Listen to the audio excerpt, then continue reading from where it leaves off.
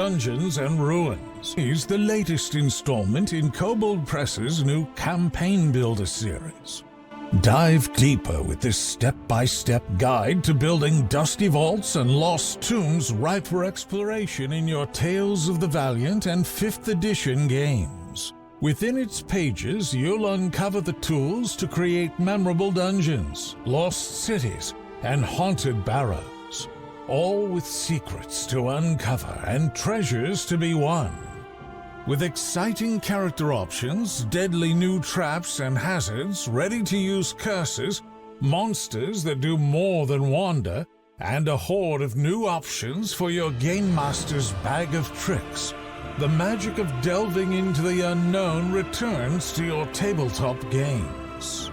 Together with a beautiful map folio featuring a dozen underground and abandoned sites, you can bring new meaning to dungeon crawl. Make exploring deadly tunnels and lost caverns exciting once again, with options inspired by classic D&D elements, like dungeon puzzles, hex crawls, and hazards that truly test your player's mettle.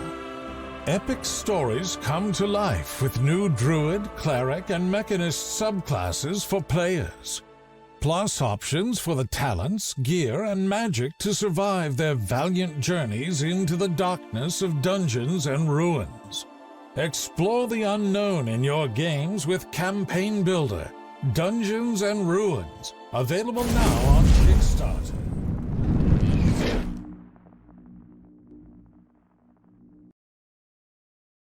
Hello, everyone. Welcome back to Kobold Chats. My name is Kendrick or Kendo, whichever you prefer. I use they, he pronouns. And hey, it's another week here on Kobold Chats, our wonderful little talk show where we talk everything Kobold Press. I hope you all are doing okay this fine week. It's the middle of our week, the middle of your day. You know, you're at home relaxing, or you're doing your lunch break, or you're doing whatever you want to be doing. I'm not your parent. I can't tell you what to do. But I hope that you are having a good time, and thank you so much for spending this time with us.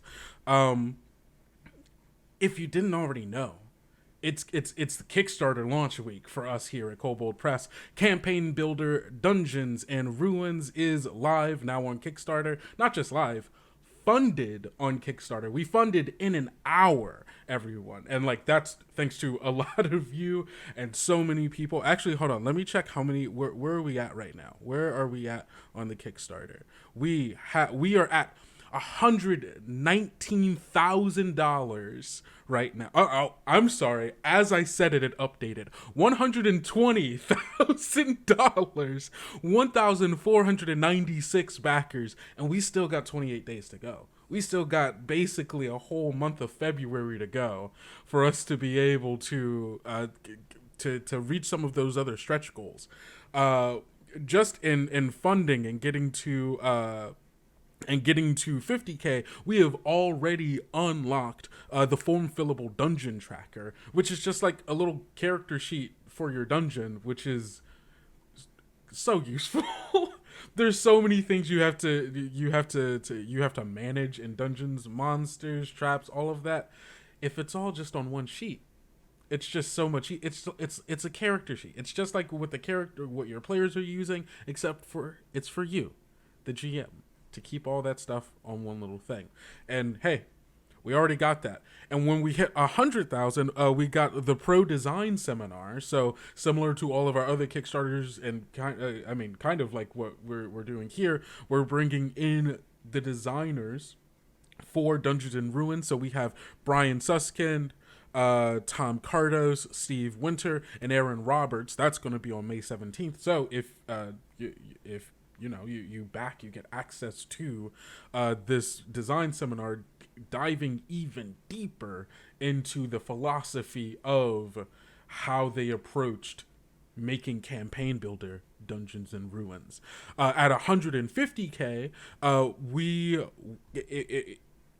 already got to the 150K. I forgot, because we got to, we're at 120,000. I don't know why my brain was like, oh, whoa, 200,000. That was wild. We got there. We haven't gotten there yet.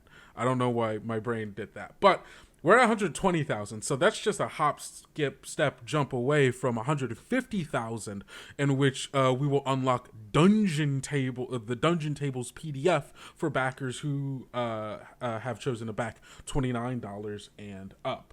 So if that's an incentive to back and help get there, there you go. And there are plenty of other stuff, other stretch goals that we will be reaching. If you just go on over to the Kickstarter page, you can go check it out. And you know what? I will drop that link for you right now, just so everybody can go check it out, because it's pretty dang cool, if I do say so myself. I didn't make it, but I think it's cool, so that's why I'm saying it. Let's see. Is there anything else I have to tell you? I don't think so. Oh, we're a month out from KoboldCon, which is huge. Our first online convention. You all know the deal. It's going to be so much fun. There are going to be panels, actual play, so much community play all around the launch of Tales of the Valiant, which will be in your hands sooner than you think. So I hope you're excited for that, because I'm excited for it, because I will keep telling people that I've recently played Tales of the Valiant for the first time, and I had so much fun. And actually, maybe you'll be able to see the first time that I played Tales of the Valiant. Who knows? But you know what? I'm not stalling, because not all of that was very useful. Very, that's stuff you need, stuff you want. But it's time for us to get to the main event for today. An interview with one of our fantastic designers. You may have heard him, or I guess heard me speak for him on Monday during the AMA, or if you watch the VOD for it, which is now up on YouTube. If you missed the Dungeons and Ruins AMA with Brian Suskin, Mike. Oh no, why can't I remember his last name? Mike. Oh yes, Mike Wallum. Thank you. The little voice in my ear. Mike Wallum. Thank you, Megan. So many names. With Mike Wallum, and then also Jeff Lee, who we're speaking with today. Getting a little bit of a peek into what all of them had to say, and also you will be hearing all of them later during Kobold Chats at a certain point. But today, we will be hearing from Jeff Lee. So, hey, Jeff. Welcome. Thanks for having me. Of course, it's wonderful to have you. For people, hello everyone. Yeah, for people who don't know who you are, go on and introduce yourself. My name is Jeff Lee. I am a freelance game designer and writer, and I've been doing various projects for Kobold Press for I think over a decade now. You might know me from things like Demon Cults and Secret Societies, various entries in the monster books, Creature Codex, etc. Amazing. And as wonderful as all of that stuff is, today we're talking very specifically about Dungeons and Ruins. So I've been told, and you talked a little bit about this on Monday. The chapter in the book that you really worked on was the chapter about curses, hazards, and traps. All those fun little tools that that GMs around the world get to use to play with and torture their players if they're so inclined. Yeah, and all three are favorites of mine. I'm sure. I do like using them, and my players do dislike me for it. I'm sure. Let's just start it off. Of course, anybody listening in the Discord, you can go ahead if you have any questions about any of this stuff. Go ahead, put it in the chat comments in the side, and if we can get to them, we will. Same to you, everyone watching on Twitch. Put it in the chat, and when I see it, and if we could get time, and if we have time for it, we will get to it. So there is that. But I already have a question to start us off. Seeing that you worked on really like curses, hazards, traps, really the tools that GMs really get to use to mess with their players or challenge their players in ways that aren't just like, oh, here's combat. Um, how do you balance making those mechanics for traps, hazards, curses in a way that like makes them feel dangerous and engaging for the players, but also is still like feasible for them to like overcome and is exciting for them to have to deal with? Well, I think the biggest thing is that you have to allow for not only the character to be able to overcome these challenges, but also for the player to step up with ideas of their own that they can come to the GM with and say, hey, can I try this? Would this be feasible? And have that sort of leeway to make it work. But when actually building the mechanics of it, um, the first thing, of course, is there's always the chance that a character or characters are going to be able to avoid the thing in the first place. Mm-hmm. You know, the rogue may spot the trap well before the party walks into it, and then it becomes of whether or not they can disable it or find a way around it or avoid it. And that's one of the things with the things I've done. A lot of them, especially in the hazard section, the main way to overcome a hazard is to not get into it in the first place. Right. If I mean, like, for example, you're venturing through this crumbling ruin, and one of your party notices that, hey, it doesn't look like the ceiling's too stable here. I mean, you could try to venture through, or you could maybe find an alternate route. Maybe we can try this passageway and it will get us there, rather than having to traverse this particular section of the ruin. Yeah. And for things that do affect them, like, say, curses, you obviously have a built-in mechanic in the game where somebody can cast remove curse. Right. But that's the easy out. What if you don't have access to remove curse, or what if the spell fails for whatever reason? Then we have other resolutions for the problem, like maybe there's a ritual that can be conducted. If somebody makes the proper arcana check or history check, knowing that, hey, this has been encountered before, this is what we have to do, then it becomes sort of a little side quest to remove that effect. In the meantime, the players have to deal with whatever the effect is, and overcome whatever additional challenges that curse provides until they can come up with a way to have it removed. Yeah, I like that a lot, and I'm really interested in like that kind of like curse mechanic of like, oh, like you've been given this curse, it has this effect, but there is a way for you to. It feels very anchored in that kind of like fantasy. Like, oh, there are people who purely just go on quests sometimes just because they have a curse or they know someone who has a curse and they're trying to lift it. Right. Yeah. So one of these curses could easily be the incentive for an entirely new adventure. Yeah. Because we need, we can feed you this magical elixir, but it has all these rare ingredients that we're going to have to go get because we can't find them in a store. We're going to have to actually go out and grab them off this high mountain or out in this deep desert or wherever these things happen to be. Yeah. It seems like the core thing there then, and like balancing these mechanics and like making them engaging, is keeping player agency in mind. Definitely. Yeah. Yes. Which I mean, sorry. Nobody likes to have their character completely hosed. Yeah, they want to have choices. That's why it's no fun. Yeah, I'm just going to sit over here in the corner as a frog until the rest of the party manages to get me back in one of these. Truly.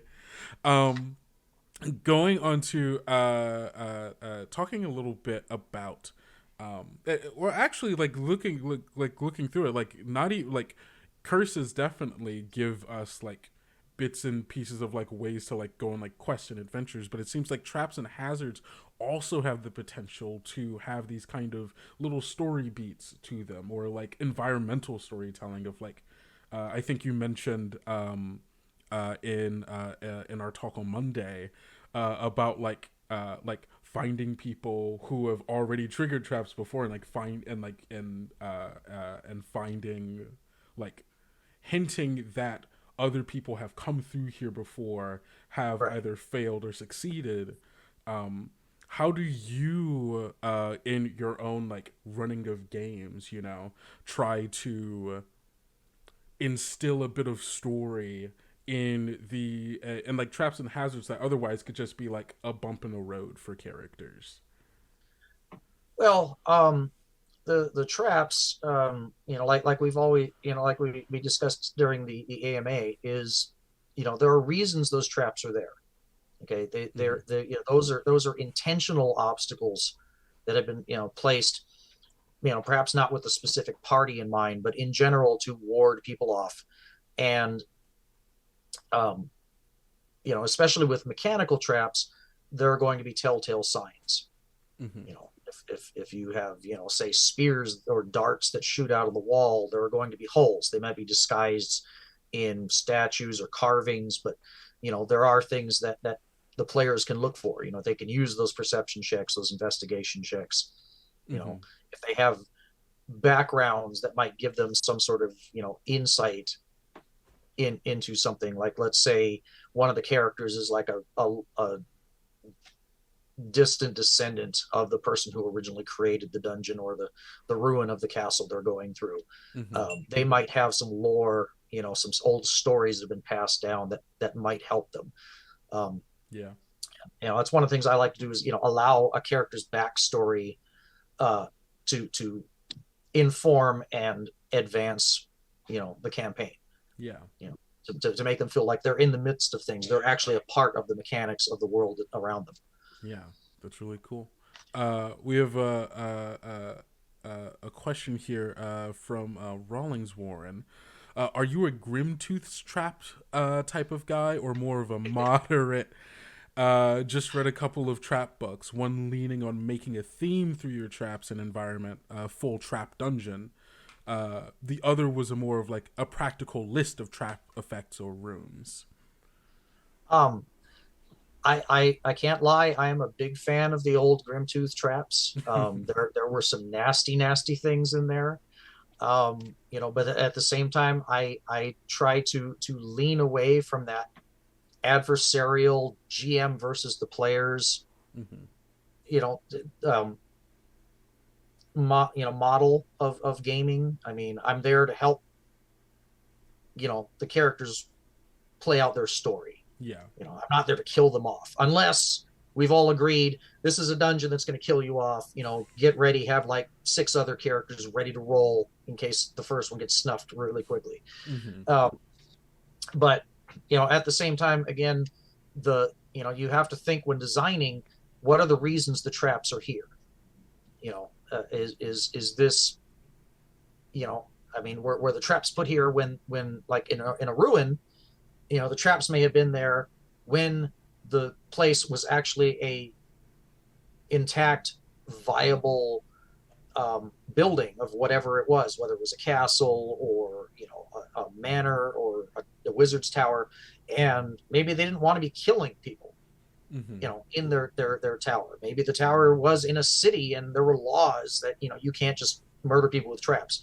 So Right. maybe the traps, instead divert the person or confuse them or capture them or incapacitate them in some way. Mm-hmm. And to me, that's what you need to keep in mind is the purpose and the intent prior to the event that's happening in game. Yeah. And I think that goes a long way to adding some depth there. Yeah. I Yeah. may have wandered away from the question, I think, but No, hey, no, it was very interesting. Talking about traps. I'm sorry, I'm just looking through some of the is do you have a sample trap that you would like to talk about with us? One that you're oh, particularly proud of? let's see. I did mention the Hall of 1,000 Spears Uh, I, in there, but before I get that, I do have a smaller little trap that I'm kind of proud of. That is simply the trapping claw. okay. And it's meant to be just a little, it's one of those traps that I mentioned that is not there to kill someone. It's just there to say, you know trap an intruder until somebody comes along to deal with them. Mm-hmm. So in this case, your thief goes up, or somebody goes up to open a door, and they go and they turn the knob, and this mechanical claw comes out and latches onto their hand, restrains them there Mm-hmm. until they manage to disable the trap or break free. So there's no there's a little bit of there's some small amount of damage because it's just snaps in there, but at the same time it's not meant to mutilate or kill anyone. It's just meant to hold them in place until the guards or whoever come along to retrieve the intruder and take them on to whatever punishment is necessary. Yeah, I think just a small little thing, but something that I think for like a rogue could be kind of embarrassing. truly. And I think the thing that made me immediately think of is like the potential for using traps in conjunction with each other, right? Because if you have that trap where it's like, oh, this like grabs onto you so you can't move from a space, right? That could potentially trigger another trap that's like more, and we can talk about this. You were on Monday, you were talking about these more complex traps that are more like over a period of time. Exactly. Well, But yeah, for but to go off what you were saying, with the trap claw is that, maybe it's in a ruin and the original creator of the trap no longer uses it. But the hobgoblins that live, the next room over may hear the snap of the trap, mm-hmm. and then they come out to see who they've caught, and so the trap leads into another encounter, and how that encounter goes may depend on whether or not the person whose trap gets free before initiative is rolled. Yeah. But with the complex traps, what we do there is all the creatures that are present when the trap enacts roll initiative. Mm-hmm. The trap will act on a set initiative. So, there may be time to disable the trap before it gets to go off, mm-hmm. or somehow find a way to avoid it, get out of the way, etc. Where the Hall of 1,000 Spears works is it like it says on the tin, you have a hallway, and when the trap is triggered, these spears begin jutting out from the ceiling, the floor, the walls in these random patterns. Yeah. And if you're in the hallway on its initiative, then these spears are going to get a chance to attack you and inflict damage if they hit. Mm-hmm. On your turn, depending on what your character can do, you may have ways of doing things to avoid it. Like a fighter might say ready in action so that when a spear comes out, they can hit it with their weapon and break it, and that at least will partially disable the trap. Or mm-hmm. A wizard could blast a lightning bolt down and maybe obliterate all of them at the same time, or a good portion of them if they time it right. Yeah. The rogue might take the time to watch and say, okay, there's a pattern here, and if I time it just right, I can make it through. I can flip my way through with the right acrobatics check, get to the end, and hopefully find a switch to turn it off so everybody else can get past. Mm-hmm. But again, it depends on your initiative and where you act in the order while the trap is going off. And to me, that makes it, that makes the trap fun, because it's not just the party sitting back waiting for the rogue to deal with it, or whoever has the trap knowledge. You can get the entire party interacting with this particular event at the same time. Yeah, that makes a lot of sense, and I think is a really cool way to have, like, again, that player agency and like ability to deal with it in whatever way they would like to deal with it. Right. Really, even if that happens to be, well, I don't want to go down this, let's find another hallway. that ability to go, no, not right now, actually. Exactly. No, just no. No. See, imagining a party getting to the hall, seeing all the spears, and going, actually, I don't think this quest is getting done. We're going back Yeah. home. Well, if I had $1 for every time my players opened a door, I described what was beyond it, and their first reaction is, "We closed the door." I I'd probably have a pretty decent pile of money. The preserve. So some adventurers do actually care about preserving their own life, and you're like, nah, actually, no. Yeah, yep, yep. Yeah. Those note moments are just great. Yes, absolutely. Um, uh, we have a question from Best Frog GM. Do you like scaring players by setting things up that look like traps but don't actually do anything? I do actually, to a degree, Mm-hmm. um, because I have found that if you take a door and you put a scary face on it, or maybe some weird runes that they don't understand, they may Mm-hmm. take a lot longer opening that door than you initially expected them to, Yes. even though there's no actual trap on it. Mm-hmm. Especially if you've like already set them up to be paranoid about like Right, there's something exactly. If they've already wrong. had one bad thing happen and then it happens again, yeah, then yeah, then they get a little gun shy and they're like, oh, maybe not. Mm-hmm. Mm-hmm. That's very fun. Moving on from traps onto hazards. Tell me a little bit about like what your to you what is a hazard and how do you go about implementing them like in your world, in your dungeons and ruins and such. Well, unlike a trap or a curse, hazards are usually unintentional. Um, there are exceptions to that. Say if there's like a harmful fungus, or plant, Mm-hmm. somebody might purposely plant those in an area to ward off intruders, or to block off a possible entrance. But for the most part, hazards, especially in dungeons and ruins, are going to be places that it's just the environment itself that has caused the area to become dangerous. Mm-hmm. Um, and that could be as simple as, like I said before, you know, old crumbling ruins. There might be an unstable ceiling or walls or floor that you could fall through or have something collapse on you. Um, and so, it's just, again, another obstacle, which, may be unintentional, but happens just because of the environment itself. Yeah. Yeah. Then And oh sorry, you had more. sorry, it just, again, but at the same time, it plays out like the others because you have to use your character's, abilities or your player's agency to try and overcome or avoid, whatever happens to be in their path. Yeah. Do you think is there do you think GMs have to treat hazards differently than like a trap or a curse as far as like how to telegraph them or how to like use them in dungeons and such? Um, I don't think so. There's, they're going. I mean, for some of them, there are going to be telltale signs. Right. Like for, say going back to the example of the unstable ceiling. Mm-hmm.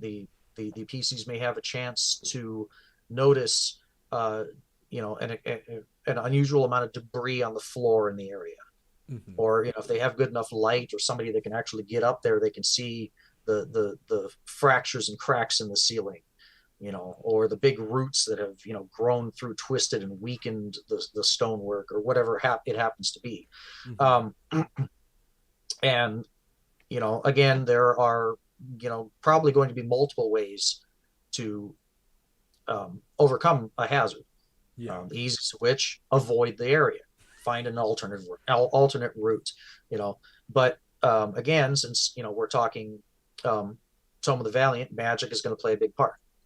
Yeah. Whether that be um, you know going so far as to say cast a silence spell, because loud noises might cause a collapse. So as long as we're not making noise, we can move through. Yeah. Or if they're a higher level, I'm just going to cast a wall of stone to reinforce the structure long enough for us to get through.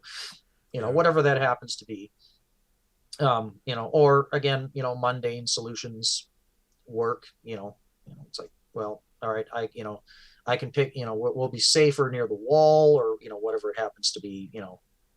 As far as the character's knowledge on how to deal with something like that. Yeah. I excuse me. Like hearing this, it kind of feels like if traps are ways to like kind of characterize the people who have set up a dungeon, right? And like what their aims and goals are. Hazards almost feel like a way to characterize the location itself and like Yes. make it feel like another character that you're like having to engage with. Right. Exactly. And I think that that's one thing that GM should be aware of is how to excuse me, how to take the environment into account. Mm-hmm. I mean, it can whether it's in the form of a hazard, whether it's the layout of an area where a battle is going to take place. The GM should always be mindful of what's in the area and how can it be used against the players, or how can the players use it to their advantage. Mm-hmm. Yeah, that's good. That's really cool. Similar question to traps. Is there any hazard that you'd be willing to share with us? One that you feel particularly good about? Um, well, I do have a couple. One is more of it's not particularly dangerous in and of itself, Mm-hmm. but it can attract danger. Basically, I just called it the monster attractor. um, and it may be intentional, it may be unintentional. Perhaps it's just a loose chain rattling on the wall, or there's this Mm. magic bell that's tolling and it doesn't turn off. Mm-hmm. And the players might accidentally activate something like this, or they just might move through the area. And it's something basically just making noise loudly enough that it increases the chance that wandering creatures may come through looking for food because they're attracted by the noise. Mm-hmm. Mm-hmm.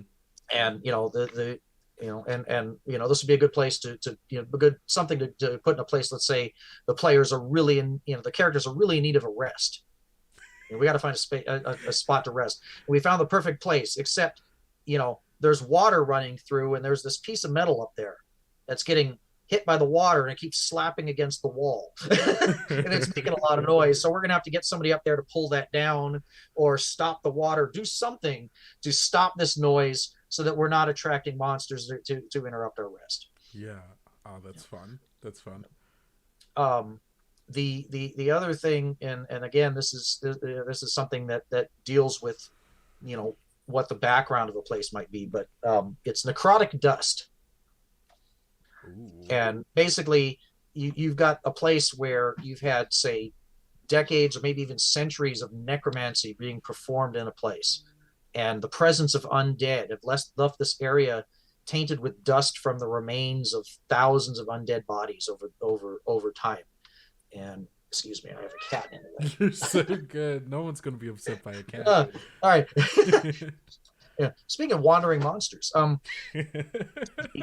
yeah. So the area is heavy with residual necrotic energy, and it the effect is that natural healing can't happen in this place. It's Oh. impeded, so no healing from resting. And when you even magic, when you cast spells, you roll twice, take the lower value of the two. Oh. Oh. Oh. Yeah. So and I mean, and it's just one of those effects. Like, well, what can we do about this? It's like, well, there's a number of ways you could deal with it. Again, leave the area. Or certain spells of a clerical variety might be able to remove the taint Yeah. and make the and clear the effects of the hazard. That's really cool. That almost reminds me in a game that I ran. The players were going through this like abandoned mine where there were these crystals that absorbed magic, and if you got too close to them, any spell that you would cast would get absorbed into it. But if you put enough spell slots into it, you could get it to explode. So you could Ooh. weaponize it in a way, and like Right.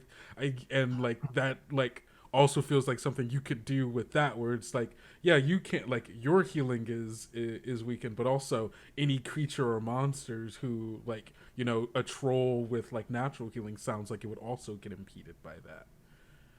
Ooh, yeah, I didn't think about trolls. Never, don't forget about trolls. But it's But I mean, yeah, well, okay, according to the rules as I wrote it, a troll would not be able to regenerate in that area. right, and it's So like, if you had a monster that a troll that you couldn't beat, you remember that you have the necrotic dust in another room. You leave the troll there and then fight it there. yeah, So and as you said, you're turning the hazard to your advantage as players. yeah, and it seems like I mean, and I think that this is something that maybe players don't always think about. Like, you can always, if it works against you, it will probably also work against any monster person that's also that you're dealing with for hazards, traps, maybe also curses. Yeah, yeah. If you could, I mean, if you could trick a monster into triggering a curse, why not do it? And like I said, I did say, the GM should be mindful of the environment. On the other side of the coin, the players as well. Their Mhm. character should be mindful of the environment that they're in and use it to their advantage. Yeah, absolutely. I We have another question here from Twitch. Let's say you have something set up, like a creature that's hiding, a hazard that isn't immediately noticeable. Do you have any way of asking for those perception checks or any skill checks um, without making the players feel worried or anxious about what's happening? Since they host digitally, they can't just look at players' passive perceptions. So how would you, like, hint that there is danger without necessarily, giving too much away to them if, they happen to not pass or something like that? You know that well, passive perception, is a good rule to use, Hmm. because that way you can, you know, look and see, and if is anybody going to be able to notice this before they blunder into it? Hmm. If they don't, well, then let the dice fall where they may. If Yeah. they do, then warn them. But unless for me, Hmm. I go off of my players. If my players ask me, or specifically tell me, I'm going to be looking around before I rush in. Is there anything else I notice? Hmm. Then I'm going to let them make the roll. Hmm. Uh, but if none of the passes make the check, again, let the dice fall where they may. Yeah. I don't think there really is a way. As soon as you ask a player to make a roll for you, and you don't tell them what the result is, they're going to be suspicious no matter what. No matter, it doesn't matter how benign the situation is. Yeah. They are going to be on edge. And I'm not really sure there's anything you can do to allay that fear once the roll's been called for. It's so true. But I think, like, there is something, like, I guess in that scenario where you're having, like, and I guess, like, how do you engage with players that, like, let's say, aren't familiar with dungeon crawls, or not necessarily, like, the most, like, active in, like, doing that kind of thing where, like, hey, I'm looking around for traps as we're moving, or, like, is do you think asking for those kinds of, like, hey, you move into this room, like, I guess, how do you prompt your players to be curious and be investigative about the place that they're in, so that they don't just keep walking into traps left and right? Or do you just let that happen if it does? Yeah, well, if they're the type just to blunder through, and they want to, that's the way they want to play. Well, okay, but I try to, I try to give descriptions of rooms in such a way that notable features, might attract their attention. And so once I'm done with the description, I'll say, all right, what are you guys doing? If they say they're searching the room or they're moving out to look around at things, then I'll go to each individual person and say, all right, what is this character doing? What are you focusing on? Where are you looking? And give them the chance to find something that caught their attention during the description to look at. Whether or not there's actually a trap or a hazard involved there, it allows me at least to have them interacting, during that round and not just sitting in the background, waiting for somebody else to find the trapper. Yeah, exactly. I have the same issue. Someone says that they have the same issue, but it's with insight. No one ever checks to see if anyone's lying to them. I have the opposite problem. Oh, too many. My players are not trusting people. No, they're like, are they telling the truth? I like to make an insight check. Some people are just telling you the truth. Not everybody is out to hurt you, and not every. No, yeah. And if they they may not necessarily be lying to you, because they mean you some harm. They may just be embarrassed by the truth. Don't actually want it to come out. Yeah, not everybody's always malicious. Some people are just shy, embarrassed, or just telling the truth. Exactly. That's really, really funny. We got 10 minutes left here, so let's move on to curses. We already kind of talked a little bit about curses earlier on, so let's get into, is there a sample curse that you would like to let us know about? Okay, I do, and this particular one, I think players may despise me for, because it hits them where they want to be safest, which is when they want to rest. This particular one is the curse of slothfulness, and it's a curse that's usually upon an area within a dungeon or ruin, and it basically robs them of their will to do anything but lays about in the place that they've found, to the point where they will literally just start to waste away. Oh no! So there, so there, you might find, that, and again, there's always, it's always good to give them some sort of forewarning or possibility to foresee something before they walk into it. In this case, they might find the remains of prior victims of the curse there. Yeah.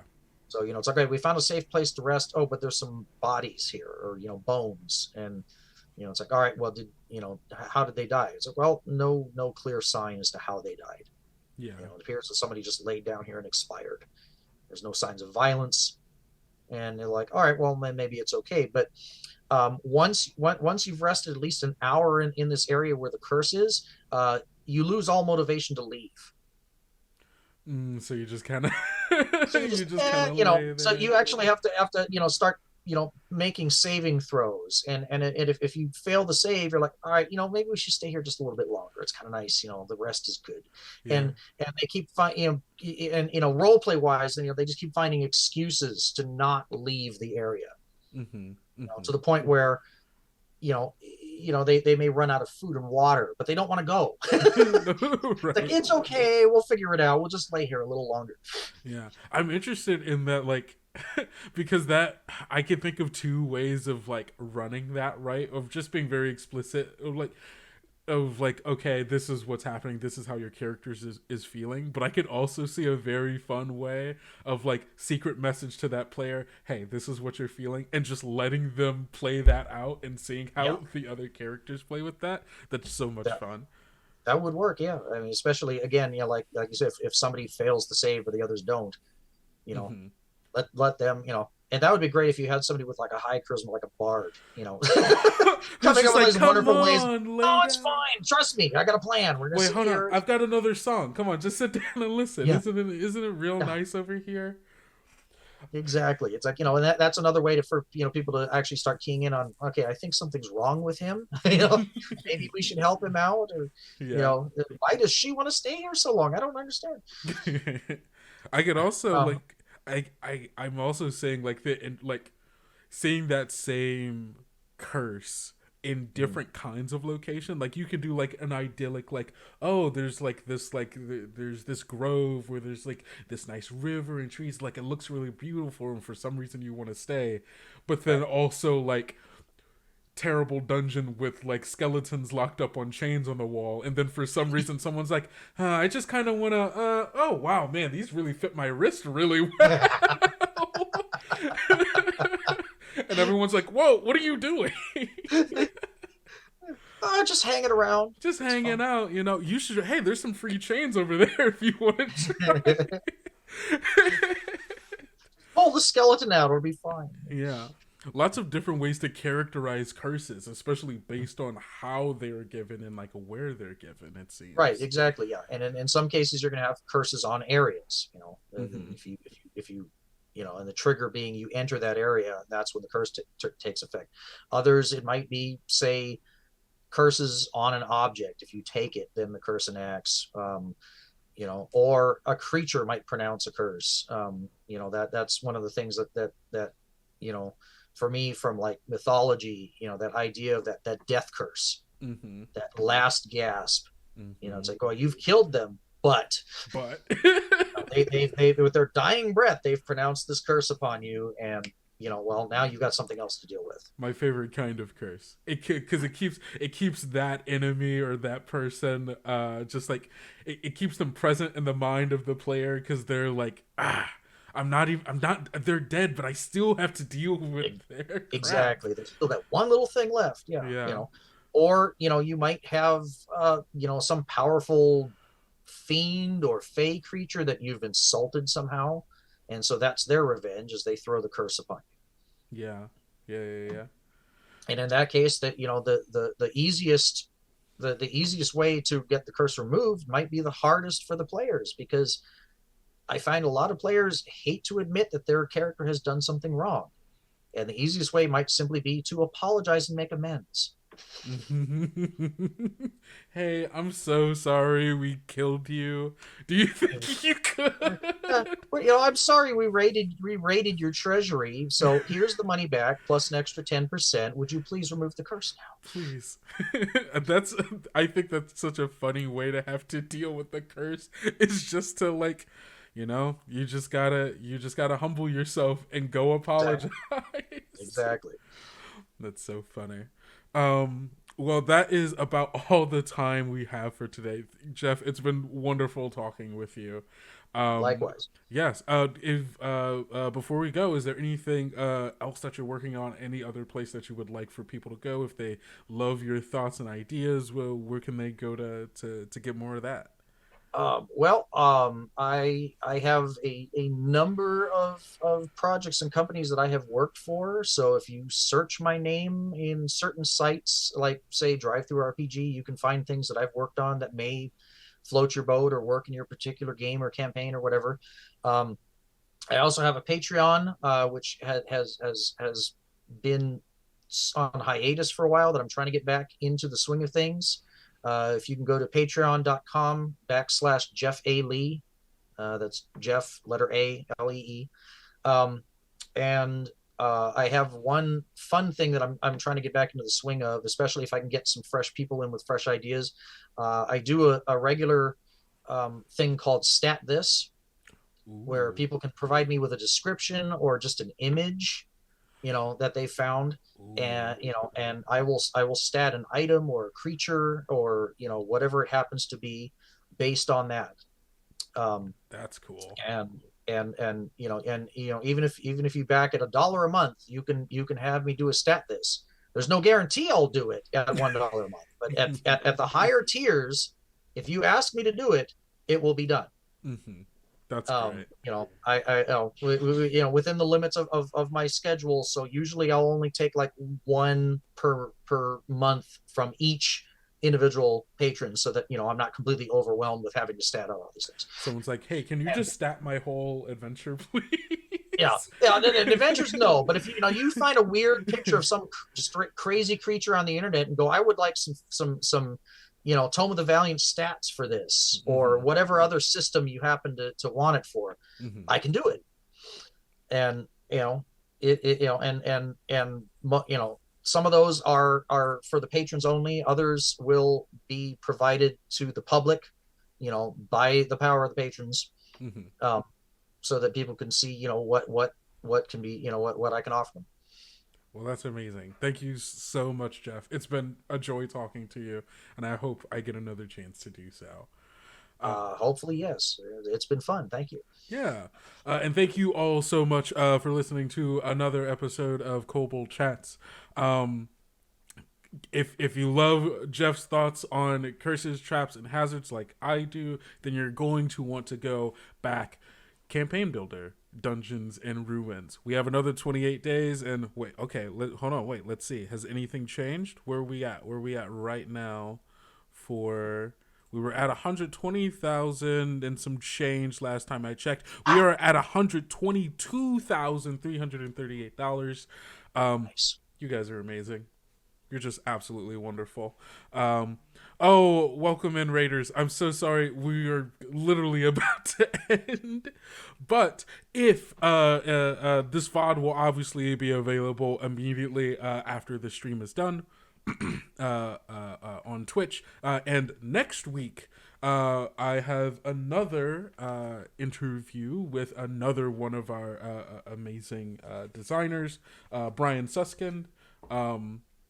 You can get a little bit of Brian's thoughts on things if you go and watch the VOD over on YouTube of our AMA that we did just this just this Monday.